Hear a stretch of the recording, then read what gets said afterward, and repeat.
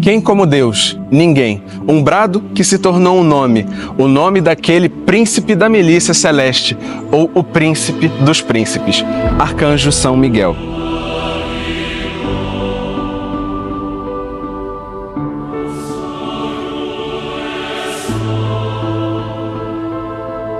Ele que resolveu se manifestar no século V, aqui onde nós estamos hoje, no Monte Sant'Angelo, comumente conhecido como o Monte Gargano.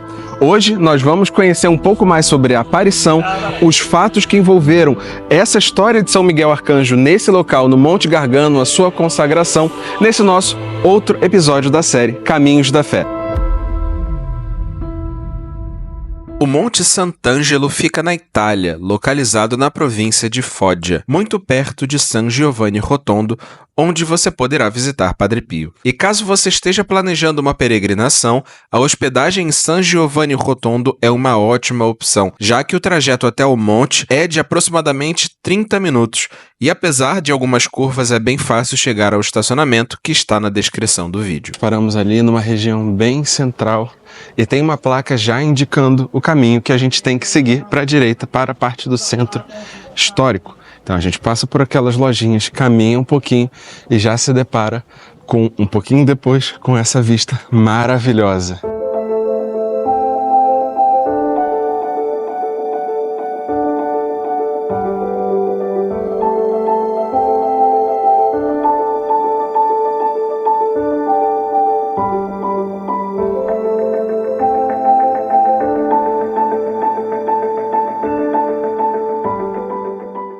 O ano era 490, um momento em que o cristianismo ainda começava a se espalhar pelo mundo todo.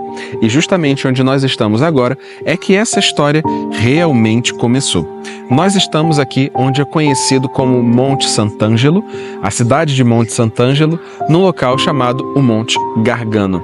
E é conhecido como Monte Gargano justamente por conta de um homem que se chamava Gargano e à procura de um touro que havia fugido do seu rebanho, ele sai à sua procura e encontra esse touro na entrada de uma caverna. Só que, como era um local de difícil acesso, Gargano resolve atirar uma flecha para fazer com que o seu touro retorne ao seu rebanho.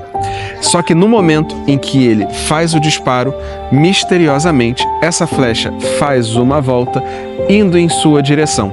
O que as pessoas que também presenciaram esse fato ficaram totalmente com medo, com receio daquilo que realmente se passava. Nesse momento, Gargano teve uma ideia. Resolve comunicar o bispo local de Ciponto, informando o que havia passado, o que as pessoas haviam testemunhado. E como era um fato muito incomum, o bispo resolve propor o seguinte: 3 dias de jejum e oração para que se entenda o que efetivamente havia acontecido. E justamente no 3º dia, o bispo recebe uma mensagem celeste, daquele que é conhecido como o Príncipe dos Príncipes, o Arcanjo São Miguel. E em seu sonho, São Miguel diz o seguinte: bem fizeste em procurar descobrir o mistério de Deus, escondido aos homens, razão pela qual os golpeei com minha lança. Sabei, porém, que esta é a minha expressa vontade. Eu sou Miguel Arcanjo e estou sempre na presença de Deus. Venho habitar este lugar, guardá-lo e provar por meio de um sinal que serei seu vigia e custódio. E após a mensagem celeste de São Miguel Arcanjo, o bispo entende que esse local deveria ser utilizado como culto a Deus, culto cristão. E é importante essa mensagem principalmente porque nesse período de 490 existia o mitraísmo, o culto ao deus Mitra, que era obviamente oferecido a ele touros. Essa forma como São Miguel Arcanjo se comunica num primeiro momento é muito significativa, porque um touro foi encontrado num local sagrado e a gente tem ali uma mensagem de São Miguel Arcanjo dizendo: aqui não mais, esse solo é santo.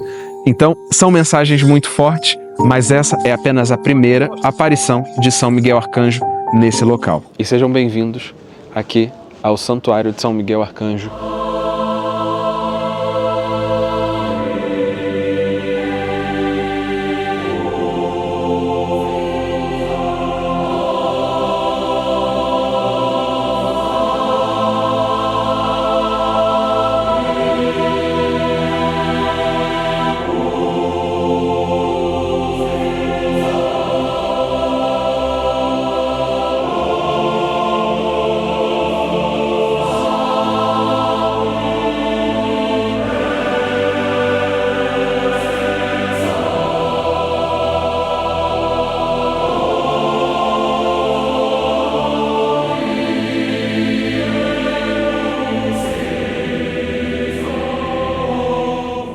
E agora nós estamos na frente da caverna, na frente do santuário de São Miguel Arcanjo. E uma história muito interessante é que São Francisco de Assis peregrinou até aqui e ele não entrou nesse santuário, parando exatamente aqui na porta. Ele se ajoelhou, disse que não era digno e propriamente fez a oração, mas não entrou no santuário. Agora a gente continua a nossa peregrinação por aqui, mostrando um pouco mais lá de dentro e também de outros pontos.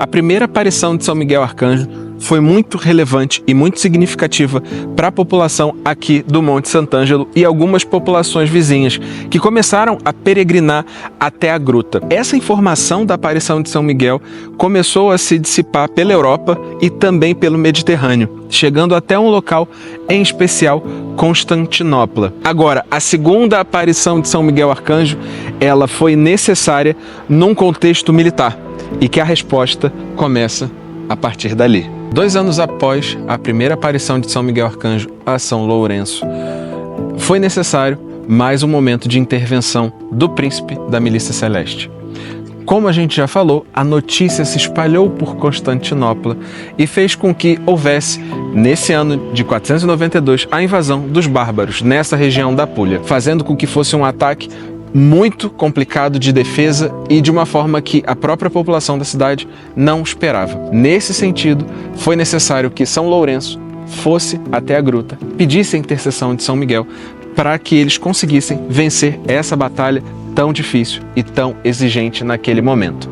A resposta do arcanjo foi para pedir-lhes 3 dias de armistício, ou seja, 3 dias de trégua para que eles posteriormente pudessem voltar ao combate. E São Miguel Arcanjo aparece uma outra vez mais a São Lourenço, dizendo para que eles não atacassem antes da 4ª hora do dia 29 de setembro de 492, porque depois daquele momento a vitória lhes seria concedida por vontade de Deus. E contam as crônicas o seguinte relato: iniciada a batalha, uma espessa nuvem cobriu o Gargano. A terra começou a tremer, o mar agitou-se, rugindo com furor, e desabou uma terrível tempestade, cujos raios atingiam os bárbaros e poupavam os cipontinos. Aterrorizado, o exército inimigo logo se pôs em fuga. Em agradecimento, a população volta à gruta, agradece a intervenção, a intercessão de São Miguel nessa batalha, naquela que ficou conhecida a segunda aparição e intervenção e intercessão de São Miguel Arcanjo a esse povo. Essa foi a segunda e seria a penúltima aparição de São Miguel a São Lourenço para concluir até efetivamente a consagração daqui do Monte Gargano da Basílica como a Basílica de São Miguel Arcanjo.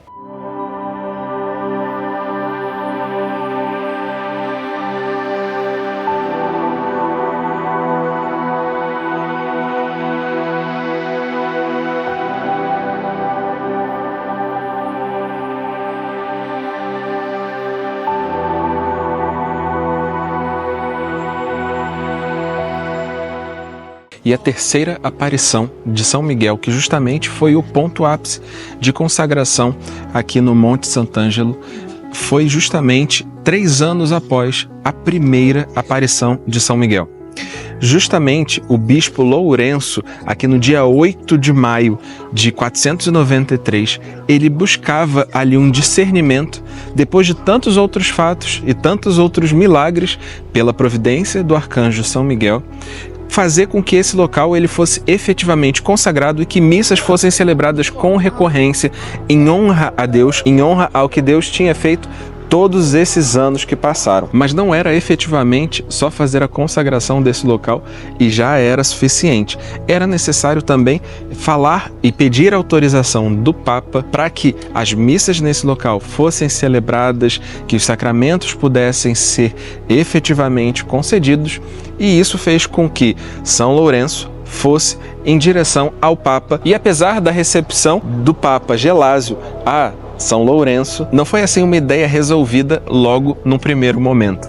O que o Papa fez foi esperar com que a vontade divina fosse revelada, e a São Lourenço foi proposto ali uma possibilidade de um jejum, oração, junto a outras pessoas, a outros bispos, outros religiosos, para que efetivamente fosse possível entender a vontade de Deus. Inclusive, nas palavras do Papa, se competisse a nós determinar o dia da dedicação da igreja escolhida por São Miguel, diríamos que se fizesse no dia da vitória contra os bárbaros, mas, cabendo ao Santo Príncipe defini-lo, esperamos o seu oráculo. E assim, no dia 26 de setembro de 493, se iniciavam os 3 dias de jejum e oração. E ao final desse tríduo solene, São Lourenço teve, por fim, a terceira visita de São Miguel, que efetivamente lhe diz: não compete a vós dedicar esta basílica que eu erigi, mas a mim que coloquei seus fundamentos. À medida que suas preces cresçam, os pecados dos homens que a visitem